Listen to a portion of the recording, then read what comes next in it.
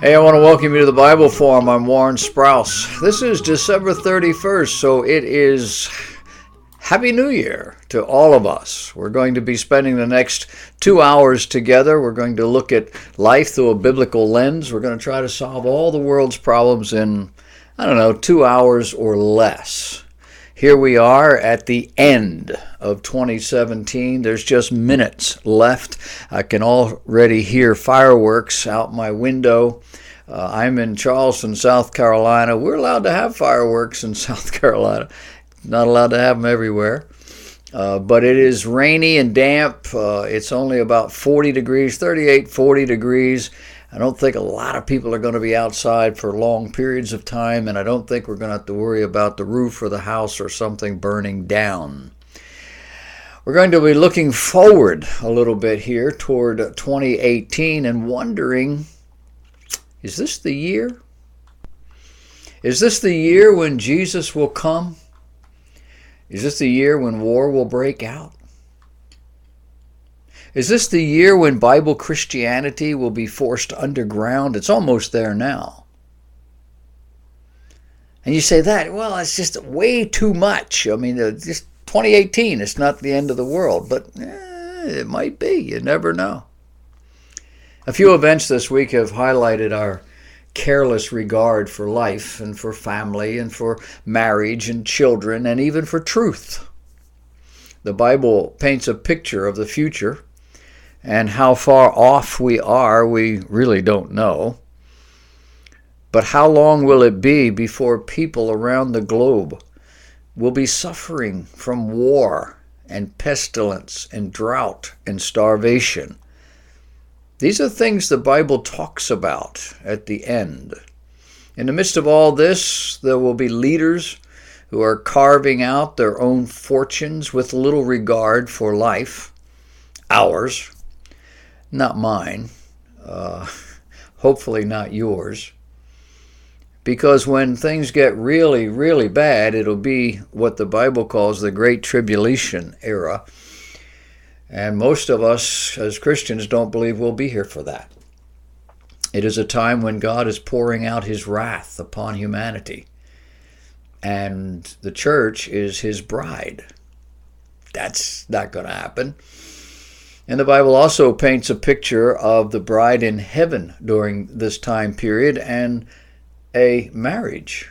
So we got a little issues we have to deal with on that level. But all things will start to coalesce sooner or later when all things from money to food to water to privacy will be strictly controlled and monitored. We're not very far from that now. On the cusp of a new year, many of us think about these things and we wonder. And events just this past week, this past month, this past year have given us pause. The power seems to have shifted again. When the liberals, the progressives are in power, world leaders, dictators, businesses, politicians seem to have very little concern for Mr. and Mrs. Everyone. They say they do, but their actions speak louder. With strong leadership in America, things tend to swing back into some sort of balance. Think Ronald Reagan. He wasn't the first. And it's happening again with President Trump. Only this time it's different. Different because we're in a new millennium. But different also because, well, the world is different.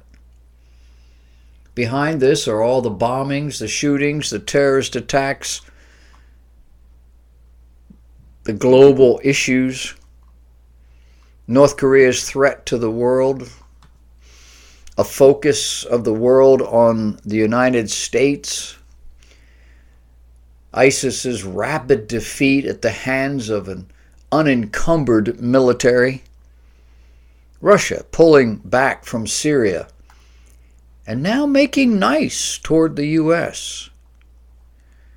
There's the dust up in the UN over Jerusalem as Israel's capital city. And just this week we learned that Russia has agreed to supply Turkey with anti-aircraft technology. Can you say Gog and Magog?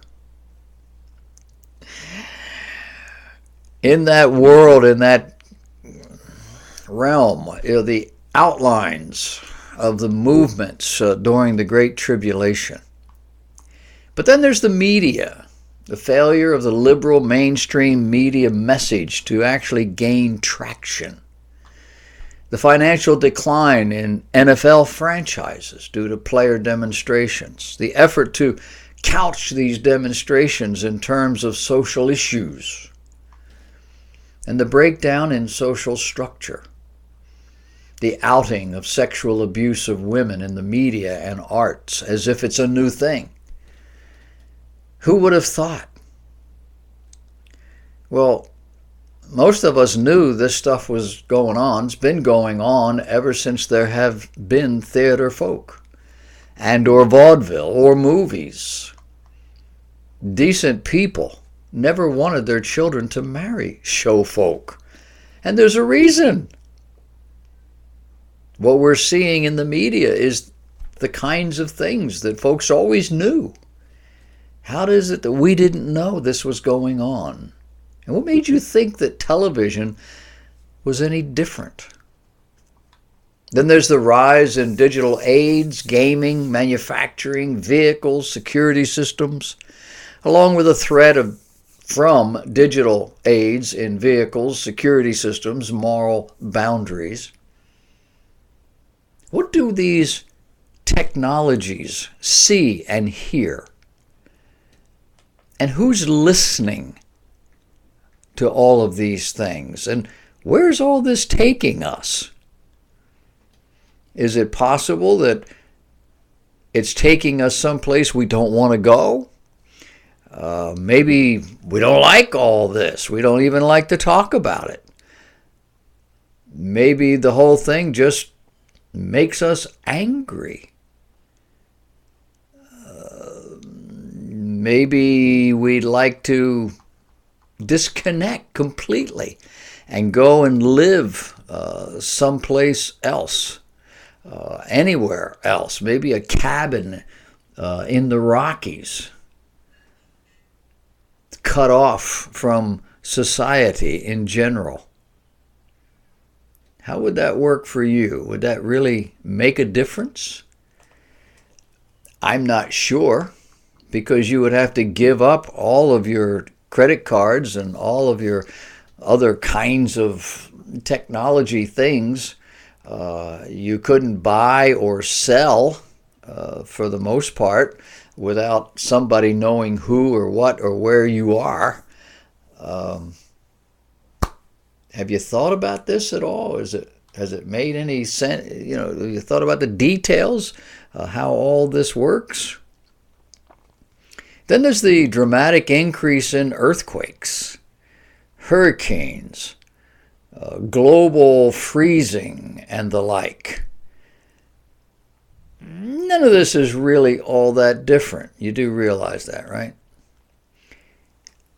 Except in the minds of liberals who somehow blindly bought into the global warming propaganda.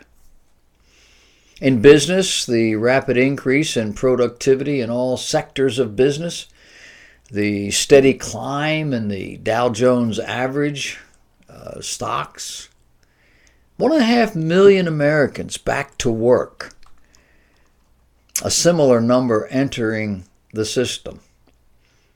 The current rate of participation back to the 2010 levels.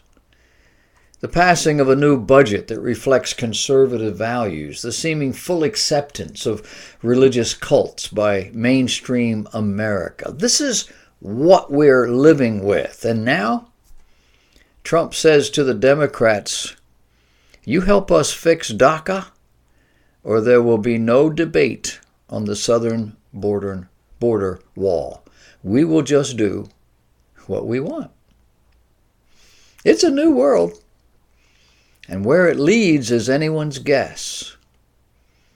Enough global chaos, and Trump may be president for life. Or perhaps somebody more liberal. We don't know. But we're going to spend some time tonight looking into some of these issues. Maybe we'll come to some conclusions. Maybe we won't. But we'll be better informed. So stay with us. The show is about to start.